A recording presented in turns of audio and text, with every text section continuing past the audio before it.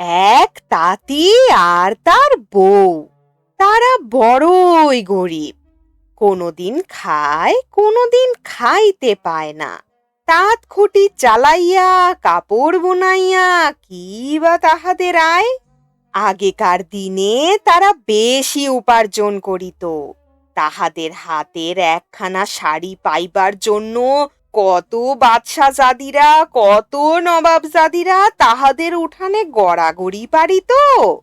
তখন একখানা শাড়ি বুনিতে মাসের পর মাস লাগিত। কোনো কোনো শাড়ি বুনিতে বৎসরেরও বেশি সময় ব্যয় হইত। সেই সব শাড়ি বুনাইতে কতই না যত্ন লইতে হইত। রাত থাকিতে উঠিয়া তাঁতির বউ চরকা লইয়া ঘড়র ঘড়র করিয়া সুতা কাটিত। খুব ধরিয়া ধরিয়া চোখে নজর আসে না এমনই সরু করিয়া সে সুতা কাটিত। ভোরবেলায় আলো আঁধারির মধ্যে সুতা কাটা শেষ করিতে হইত। সূর্যের আলো যখন চারিদিকে ছড়াইয়া পড়িত, তখন সুতা কাটিলে সুতা তেমন মুলাম হইত না। তাঁতি আবার সেই সুতায় নানা রকমের রং মাখাইত। এত সরু সুতা আঙুল দিয়া ধরিলে ছিঁড়িয়া যায়। তাই বাঁশের সরু শলার সঙ্গে আটকাইয়া সেই সুতা তাতে পড়াইয়া কত রকমের নকশা করিয়া তাতে কাপড় বুনাইত। সেই শাড়ির উপর বুনট করা থাকিত কত রাজকন্যার মুখের রঙিন ছবি, কত রূপকথার কাহিনী, কত বেহেশতের আরামবাগের কেচ্ছা।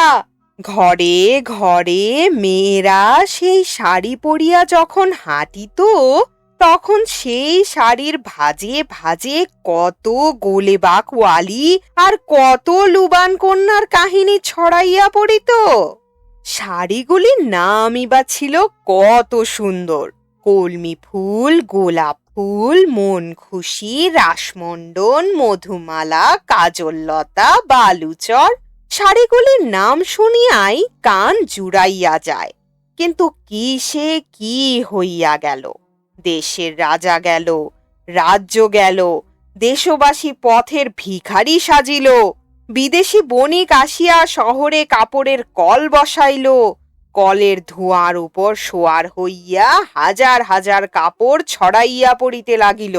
যেমন সস্তা তেমনই টেকসই, আবার যেখানে সেখানে পাওয়া যায়।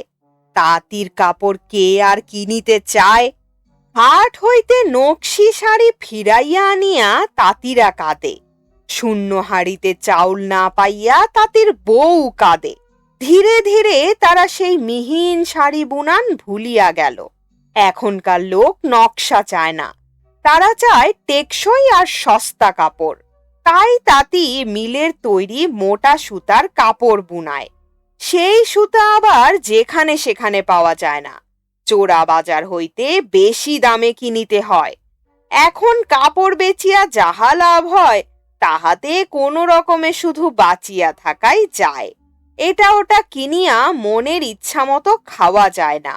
কিন্তু তাঁতির বউ সে কথা কিছুতেই বুঝিতে পারে না। সে তাঁতিকে বলে, তোমার হাতে পড়িয়া আমি একদিনও ভালো মতো খাইতে পারিলাম না। এত করিয়া তোমাকে বলি, হাটে যাও, ভালো মতো একটা মাছ কিনিয়া আনো, সে কথা কানেই তোলো না।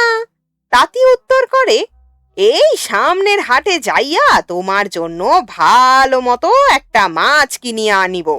সে হাট যায়, পরের হাট যায়, আরো এক হাট যায়, তাঁতি কিন্তু মাছ কিনিয়া আনে না।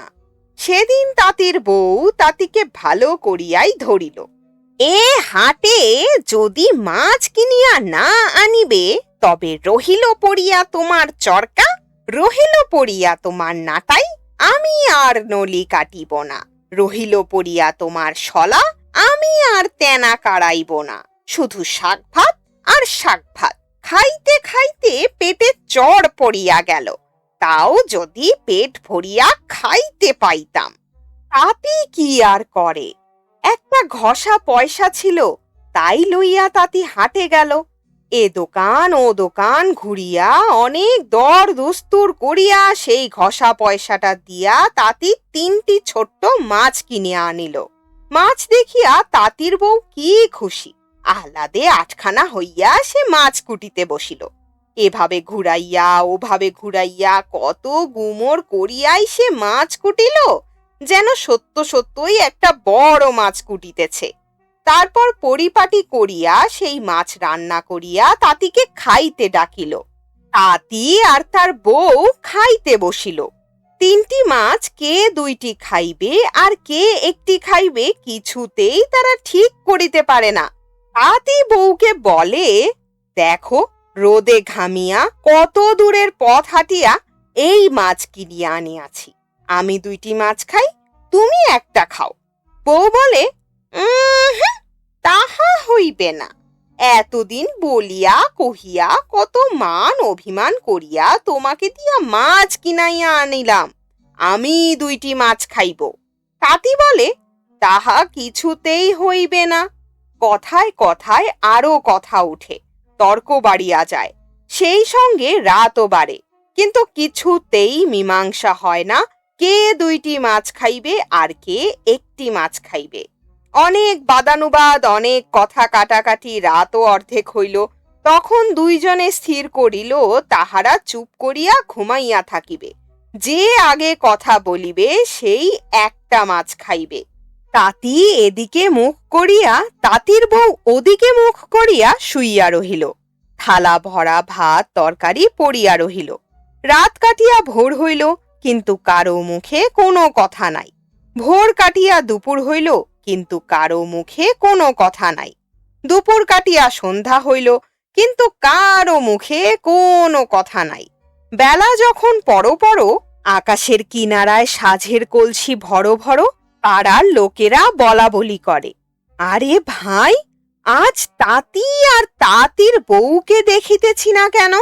তাদের বাড়িতে তাদের খটর খটরও শুনি না, চরকার ঘরর ঘররও শুনি না। কোনো অসুখ বিসুখ করিল নাকি? আহা, তাঁতি বড় ভালো মানুষটি, বেচারা গরিব হইলে কি হয়, কারো কোনো ক্ষতি করে নাই কোনো দিন। একজন বলিল, চল ভাই, দেখিয়া আসি ওদের কোনো অসুখ বিসুখ করিল নাকি। পাড়ার লোকেরা তাঁতির দরজায় আসিয়া ডাকাডাকি আরম্ভ করিল, কিন্তু কোনো সাড়া শব্দ নাই। ভিতর হইতে দরজা বন্ধ।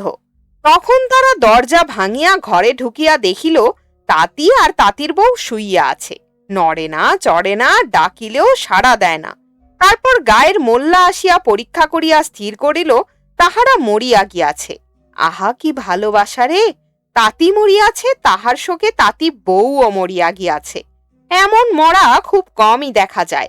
এসো ভাই, আতর গোলাপ মাখাইয়া কাফন পরাইয়া এদের একই কবরে দাফন করি। গোরস্থান সেখান হইতে 1 মাইল দূরে। এই অবেলায় কে সেখানে যাইবে? পাড়ার 2জন ইমানদার লোক মরা কাঁধে করিয়া লইয়া যাইতে রাজি হইল।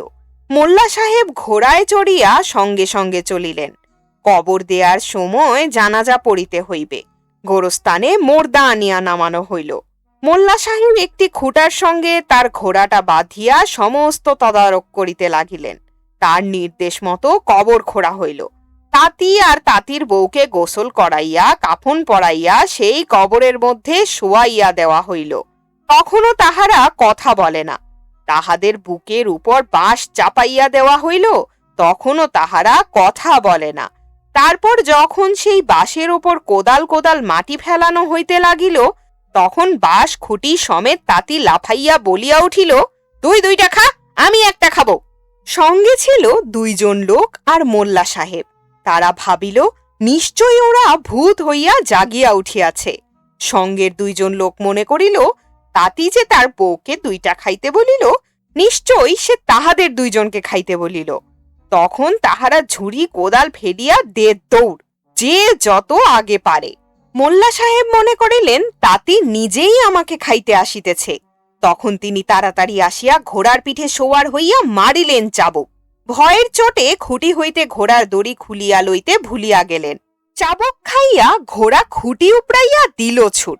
ঘোড়া যত চলে সেই দড়িতে বাঁধা খুঁটা আসিয়া মোল্লা সাহেবের পিঠে তত লাগে। তিনি ভাবেন বুঝি ভূত আসিয়া তার পিঠে দাঁত ঘষিতেছে। তখন তিনি আরো জোরে জোরে ঘোড়ার গায়ে চাবুক মারেন, আর দড়ি সমেত খুঁটে আসিয়া আরো জোরে জোরে তার পিঠে লাগে।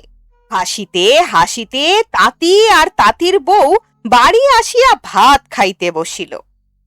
শুনছিলেন পল্লী বাংলার সাহিত্যিক জসীমউদ্দীন কর্তৃক সংকলিত গ্রন্থ বাঙালির হাসির গল্প হতে প্রাপ্ত একটি হাসির গল্প জিত। পাঠে ছিলাম আমি তাফান্নুম তানজিম শিফা। গল্প ও গল্প পাঠ সম্পর্কিত যে কোনো মতামত এবং পছন্দের কোনো গল্প, কবিতা, উপন্যাস, নাটক আমার কণ্ঠে শুনতে আগ্রহী হলে কমেন্ট করে জানান। গল্প ভালো লাগলে অবশ্যই বন্ধুদের সাথে শেয়ার করবেন, কারণ ভিউ, লাইক, সাবস্ক্রাইব প্রতিনিয়ত আমাদের কন্টেন্ট তৈরিতে অনুপ্রেরণা যোগায়। আমাদের আজকের আয়োজন এখানেই শেষ। সবাই সুস্থ থাকুন, শুনতে থাকুন গল্পযোগ।